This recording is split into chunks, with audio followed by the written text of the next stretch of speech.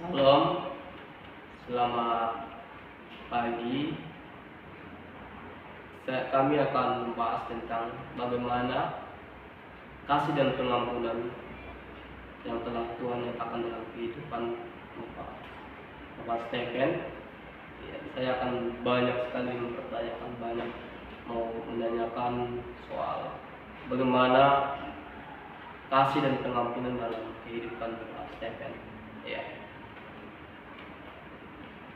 Yang pertama saya akan bertanya tentang mengapa pengampunan begitu penting dalam kehidupan Anda. Ya. Oke, saya akan menjawab. Itu mengapa? Karena kasih itu dapat menyembuhkan luka emosional yang memungkinkan kita untuk melepaskan dendam dan membawa kedamaian. Artinya bahwa dalam kehidupan kita harus perlu yang namanya kasih dan pengampunan. Kita perlu mengampuni saudara kita yang mungkin dendam atau mungkin sudah lama kita mendendam dengan dia. Kita harus saling mengampuni karena Tuhan telah mengampuni kita. Itu saja jawabannya. Ya, terima kasih. Ya, tadi Bapak Stephen telah menjelaskan bagaimana pengampunan begitu penting dalam kehidupan dia sebagai hamba Tuhan. Ya. Yang kedua saya bertanya tentang bagaimana Anda dapat mempraktikkan kasih dan pengampunan dalam kehidupan sehari-hari Anda. Yang pertama, kita menunjukkan empati, yang contohnya membantu orang lain atau membantu orang yang membutuhkan kita atau memperhatikan orang yang selalu membutuhkan pertolongan. Dan kita juga harus memaafkan orang lain juga. Dalam kehidupan kita penuh dengan saling membantu, artinya saling mengasihi. Ketika kita menunjukkan bahwa kita mengasihi orang lain, kita harus saling membantu atau saling memperhatikan satu dengan yang lain. Iya, tadi Bapak Stephen sudah menjelaskan bagaimana dia secara pribadi mempraktikkan kasih dan pengampunan dalam kehidupannya. Ya, sudah banyak menjelaskan bahwa menggunakan empati, membantu orang yang membutuhkan, mendengarkan dengan penuh perhatian dengan orang lain. Ya, begitu banyak cara-cara mempraktikkan kasih dan pengampunan dalam kehidupan Bapak Stephen sehari-hari. Ya, saya juga bertanya tentang apa saja contoh konkret kasih dan pengampunan yang Anda lihat dalam kehidupan Anda sehari-hari. Sebenarnya jawaban yang ketiga ini tidak jauh berbeda dengan jawaban yang nomor 2, yaitu kita juga harus perlu membantu orang lain yang sedang kesulitan, atau kita juga memaafkan kesalahan orang lain yang mungkin selama ini bersalah dengan kehidupan kita, atau dalam kehidupan ini kita sering mendendam dengan dia. Kita harus saling memaafkan, dan itulah kasih yang kita harus tunjukkan bagi orang lain. Bahwa kita sebagai hamba Tuhan, kita sudah belajar tentang kebenaran firman Tuhan, bagaimana kita harus menunjukkan kasih itu kepada orang lain. Begitu. Yang keempat, saya akan bertanya tentang bagaimana Anda dapat menjadi teladan kasih dan pengampunan bagi orang lain. Ya, kalau mau berbicara menjadi teladan, ini sangat sulit ya.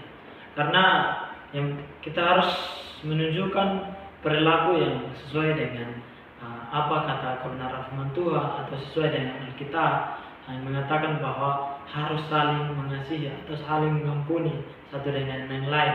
Dan kita harus menunjukkan ketika kita sudah belajar tentang kebenaran firman Tuhan, kita harus mampu untuk menunjukkan kasih dan pengampunan dalam kehidupan kita. Dan kita juga ketika kita sudah menjadi contoh bagi orang lain, dan orang lain akan mengikuti, bahwa orang lain juga melihat bahwa kita benar-benar menjadi orang Kristen yang bermanfaat bagi orang lain. Ya, terima kasih kepada Bapak Stephen.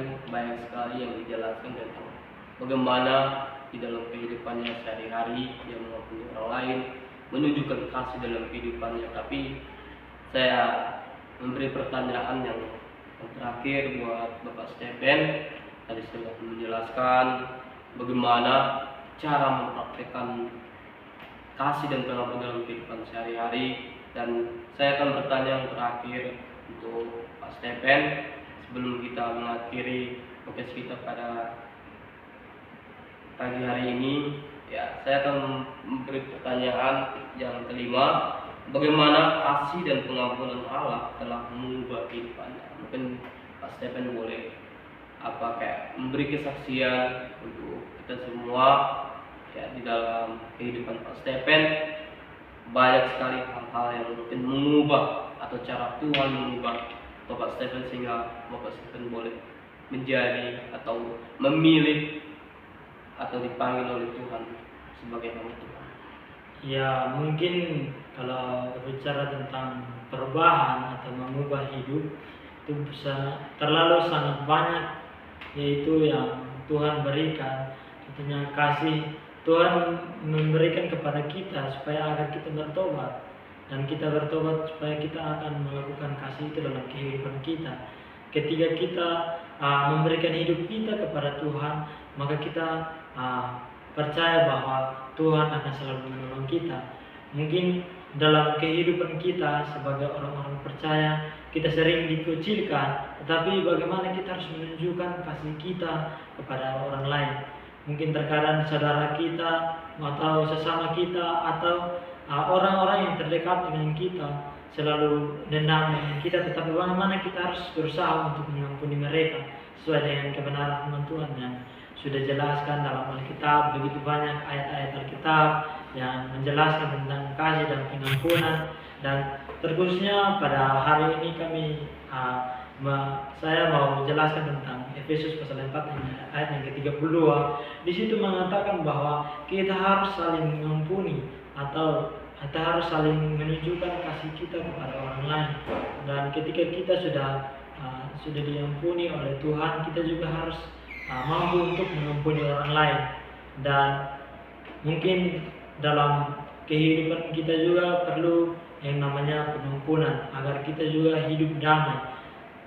Kalau kita tidak perlu pengampunan atau tidak perlu kasih, kita hidup itu mungkin tidak ada damai sejahtera dalam kehidupan kita. Tetapi kalau kita hidup sebagai orang Kristen, kita harus perlu menunjukkan kasih dan pengampunan dalam kehidupan kita. Contohnya dalam keluarga kita atau dalam orang-orang terdekat kita, sahabat kita, atau kalau orang-orang yang selalu menenang kita, kita harus menunjukkan kasih itu kepada mereka, supaya mereka juga melihat bahwa ternyata kasih Allah di dalam kehidupan kita itu tidak sia-sia, dan mereka juga mengambil keputusan untuk bertobat, dan mereka juga melakukan kasih itu dalam kehidupan mereka. Ya, terima kasih Bapak Stephen. Banyak sekali sudah penjelasan yang Bapak Stephen bincangkan bersama saya. Ya, saya bersyukur boleh mengundang Pak Stephen untuk datang di podcast saya. Biarlah ya apa yang telah dijelaskan Pak Stephen boleh menjadi hal yang baik yang boleh ditiru oleh orang lain, dan semoga bisa mengubah Pak Stephen. Perkataan Pak Stephen ini boleh mengubah orang lain. Ya, bersyukur pada hari ini kita boleh mendengarkan banyak sekali penjelasan dari Pak Stephen. Biarlah apa yang dijelaskan boleh memberkati kita semua. Ya, terima kasih Pak Stephen. Terima kasih buat kunjungannya hari ini. Semoga apa yang telah Pak Stephen perbincangkan pada hari ini boleh menjadi berkat untuk orang lain. Ya, sekian podcast kami. Biarlah fokus hari ini boleh bermanfaat untuk permisa yang ada di rumah.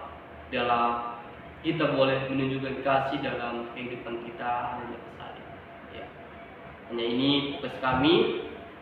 Kami mengucapkan terima kasih. Salam.